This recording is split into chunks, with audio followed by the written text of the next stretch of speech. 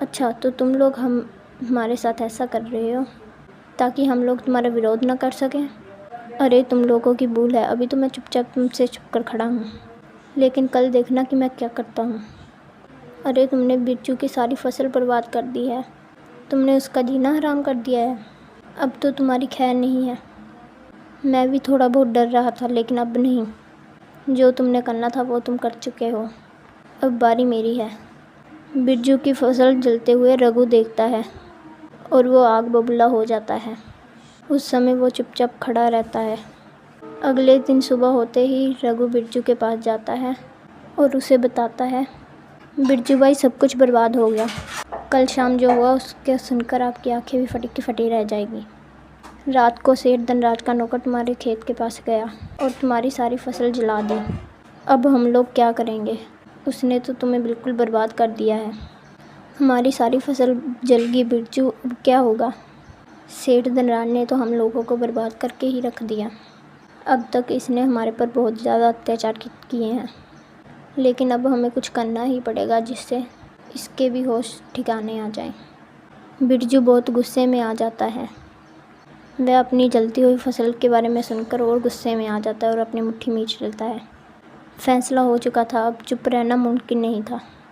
अब ये अन्याय और नहीं सहेंगे। सेठ को उसी की भाषा में जवाब देना होगा। मेरी सारी फसल जल गई, ये सुनकर मेरा खून खोल रहा है। अब तीनों के चेहरे गुस्से से लाल थे। उनकी आंखों में गुस्सा साफ झलक रहा था। फिर गुस्से में आकर दोनों बिरजू और रघु सेठ की हवेली की तरफ जाते हैं। तुमने मेरी फसल जलकर राख कर दी है, तुम इसका परिणाम भुगतोगे। अब मैं तुम्हारा विरोध करूंगा और तुम्हें सज़ा दिलवाऊंगा। अरे तुम हम गरीबों की कदर करना नहीं जानते। तुम्हें मालूम भी है एक फसल तैयार करने में कितना समय लगता है। अरे तुम तो आराम से घर में बैठकर खाते रहते हो।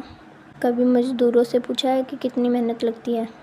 किसी को बर्बाद करने में तुम सबसे आगे रहते हो, मुंह उठाकर उसको बर्बाद कर देते हो। बिरजू बिना डरे ऊंची आवाज़ में शेर धनराज से बात करता है, लेकिन उसकी ऊंची आवाज़ सेठ धनराज को बिल्कुल पसंद नहीं लगती। वह चिल्लाते हुए गुस्से में बिरजू से कहता है, क्या बकवास है ये? तुम लोग शायद भूल गए इस गांव का मालिक कौन है। अरे इस गांव का मालिक मैं हूँ। मुझसे ज़बान संभाल कर बात करो, वरना मैं तेरा गला घोट दूँगा। अरे तुझे बोलने तक की तमीज़ नहीं है। अरे पहले खुद को देख, उसके बाद मुझे सिखाना। तुझे बात करने की बहुत तमीज़ है, लेकिन तुझसे मैं तमीज़ वाली बात नहीं करूँगा, क्योंकि तू आदर के नहीं निरादर के लायक है। तू खुद को इस गांव का मालिक बता रहा है, लेकिन मालिक तो इस गांव के सरपंच जी हैं और दूसरे मालिक हम लोग हैं, क्योंकि सारे गांव की ज़मीनों पर खेती हम लोग ही करते हैं और हम जितने भी किसान भाई हैं बहुत मेहनत करते हैं, लेकिन तुझे इसका कोई अंदाज़ा नहीं है और हम लोग अपना खेत लेकर ही रहेंगे। और तुमने जो बिरजू की फसल जलाई है ना, तुझे उसका भी परिणाम भुगतना पड़ेगा, क्योंकि अब हम लोग चुप नहीं रह सकते।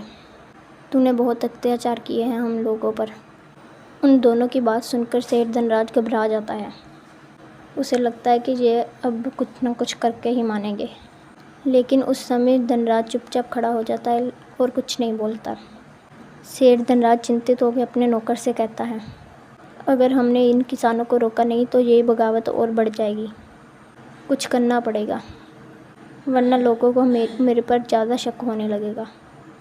यह बात सरपंच को पता चल गई तो वो तो मुझे सज़ा दिलाने के लिए तैयार हो जाएगा। वो मुझसे पहले से ही नाराज़ है, लेकिन मालिक अब हालात बदल चुके हैं। अब गांव वाले एकजुट हो चुके हैं। हमें कुछ सोचना होगा। आप भी अब इन गरीबों को हल्के में मत ले लीजिएगा। सेठ पहली बार असहाय महसूस करता है। उसकी आंखों में डर झलकने लगता है। क्या वाकई वह हारने वाला है? बिरजू, मुझे तो ऐसा लगता है कि यह सेठ डरने वाला नहीं है, क्योंकि इसके पास बहुत ज़्यादा पैसा है। तभी ये उस पैसे के घमंड से सबके आगे खड़ा हो जाता है और डरने का नाम ही नहीं लेता है। अरे रघु, तुम उसकी चिंता मत लो, मैं तुमसे आगे खड़ा था। मैंने उसकी आंखों में डर साफ झलकता हुआ देखा था और अब ये धीरे धीरे शांत होगा। लेकिन हमें सावधान रहना होगा, ये लोग आसानी से हार नहीं मानेंगे। जो भी करना बहुत सोच समझ कर करना। अगले दिन सुबह होते ही सेठ धनराज बिरजू और रघु के पास पहुंचता है। क्योंकि उसे टेंशन होने लगी थी कि अगर इन दोनों ने कुछ किया तो उसका परिणाम बहुत बुरा होगा। इसलिए धनराज दोनों के सामने आकर उनसे कहता है, बिरजू और रघु, तुम दोनों जो भी कर रहे हो वह बहुत गलत कर रहे हो। बिरजू, इतना गुस्सा ठीक नहीं है। तुम कहते हो कि तुम्हारा कर्ज कितना बड़ा है जो तुम चुका नहीं सकते। कर्ज की बात मत कर सेठ, तूने तो हमारे खेत ही जला दिए। हिसाब होगा, अब मैं चुप रहने वाला नहीं हूँ। अब मुझे मेरा इंसाफ चाहिए और मैं अपना इंसाफ लेकर ही रहूँगा। जा तो हमारा खेत वापस दे, या फिर अंजाम के लिए तैयार हो जा। देख, सरपंच जी बाहर गए हुए थे, शायद कल तक वह वापस आ जाएंगे। फिर देखना हम लोगों को इंसाफ वापस मिलता है। तूने जो बिरजू की फसल जलाई है उसकी भी भरपाई करेगा तू। कैसे भी करके सरपंच जी गांव आ जाए बस। ठीक है, अगर कर्ज नहीं चुका सकते तो अपनी ज़मीन का हक मुझे दे दो। यहीं से सारी लड़ाई ख़त्म हो जाएगी। हम अपना खेत किसी भी हालत में नहीं छोड़ेंगे।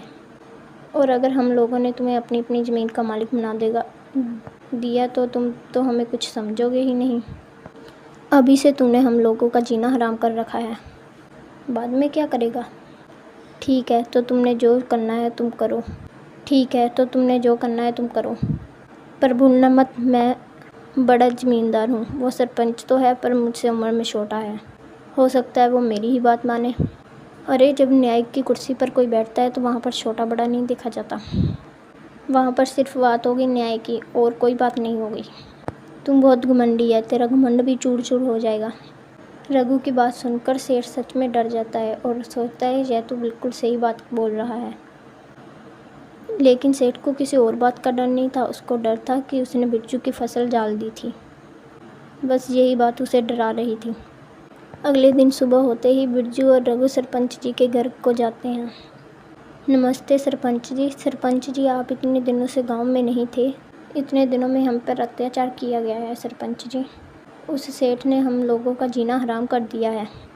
क्या तुम लोगों का जीना हराम कर दिया है? आखिर ऐसा क्या किया है उस सेठ धनराज ने? मैं इतने दिनों में गांव में नहीं था, इसलिए मुझे भी चिंता हो रही थी कहीं गांव में कोई समस्या ना हो जाए। और आज जहां पहुंचा हूं तो समस्या ही आ रही है। अच्छा बताओ, सेठ धनराज ने क्या किया है? सेठ जी, सेठ धनराज ने बिरजू को कर्ज पर पैसे दिए हुए थे और बिरजू उसका कर्ज नहीं चुका पाया तो उसने धमकी दी बिरजू को कि तुम्हारा घर मैं छीन लूँगा। ये बात तो ठीक थी, अगर बिरजू ने उसके पैसे वापस नहीं किए तो वो घर छीन लेता। लेकिन उसने बिरजू की फसल में अपने नौकर को कहकर आग लगवा दी। ऐसा करते हुए मैंने अपनी आंखों से देखा था उसके नौकर को, वो बिरजू के खेत में आग लगा रहा था। अच्छा, तो उस सेठ धनराज ने ऐसा किया है बेटा? मैं तुम्हारी बात पर यकीन कर रहा हूँ, लेकिन यह बात तुम्हें सेठ धनराज के सामने साबित करनी होगी। अच्छा बिरजू, तुम सेठ धनराज को बुला कर लाओ। तुम दोनों अपनी बातें मुझे बताओ, फिर मैं उसे बुलाने के बाद तुम दोनों अपनी बातें मुझे बताओ, तब मैं फ़ैसला करूँगा। अगर मैं ऐसे ही फ़ैसला सुना दूँगा तो गांव वालों को लगेगा कि मैंने तुम्हारा साथ दिया है। तुम घर चले जाना और सिर्फ इन दोनों को ही यहाँ आने देना। ठीक है सरपंच जी। बिरजू ही सेठ धनराज को बुला कर लाएगा और मैं घर की ओर चला जाऊँगा। बिरजू सेठ धनराज को बुलाकर सरपंच के सामने लाता है। तभी सरपंच जी सेठ धनराज से कहते हैं, क्या हुआ सेठ धनराज, तुमने इन गरीबों का जीना हराम कर रखा है। तुमने इस बिरजू की फसल क्यों जला दी? अरे सरपंच जी, मैंने ऐसा कुछ नहीं किया है। बिरजू झूठ बोल रहा है। नहीं सरपंच जी, मैं झूठ नहीं बोल रहा, मैंने जो भी बातें आपको बताई है वो सच है। भले ही उन बातों को ये माने या ना माने। उन दोनों की बातें सुनकर सरपंच को कुछ समझ में नहीं आता कि सही कौन है और गलत कौन है। तभी सरपंच के दिमाग में एक आइडिया आता है और वो दोनों को कहता है, देखो ऐसे मुझे समझ नहीं आ रहा कि दोनों में से गलत कौन है और सही कौन है। देखो, मेरे पुराने घर में एक मशीन रखी हुई है जो मुझे मेरे दादाजी ने दी थी। उससे मैं ये पता कर सकता हूँ कि झूठ कौन बोल रहा है और सच कौन बोल रहा है।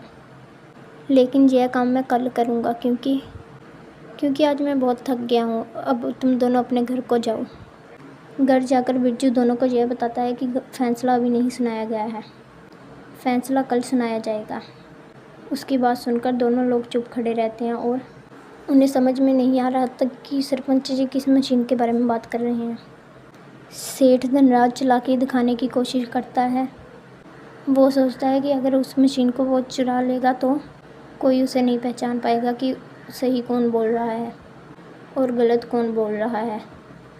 सेठ धनराज जैसे ही सरपंच जी के पुराने घर में पहुंचते हैं तो सरपंच जी सामने से उसे कहते हैं, अच्छा तो तुम ही हो झूठे। मुझे पहले ही पता था कि बिरजू और रघु कभी झूठ नहीं बोल सकते। मुझे कुछ समझ नहीं आया कि मैं कैसे पता करूं तुम सही हो या बिरजू। तभी मैंने तुम लोगों से झूठ कहा था कि मेरे पास ऐसी मशीन है जो झूठ और सच का पता बताती है, लेकिन जहाँ कोई मशीन नहीं है।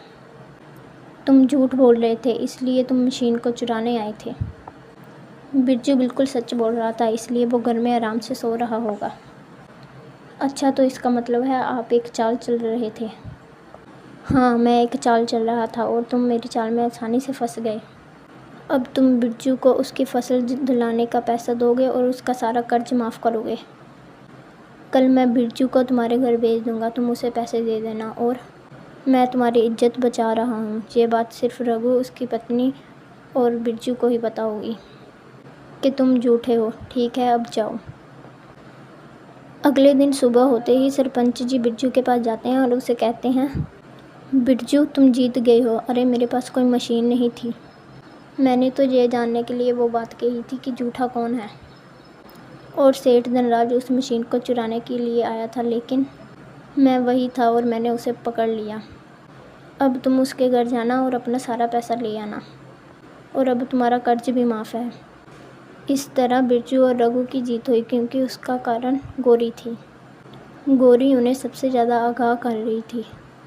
इसमें सबसे ज़्यादा महत्वता गौरी की ही है।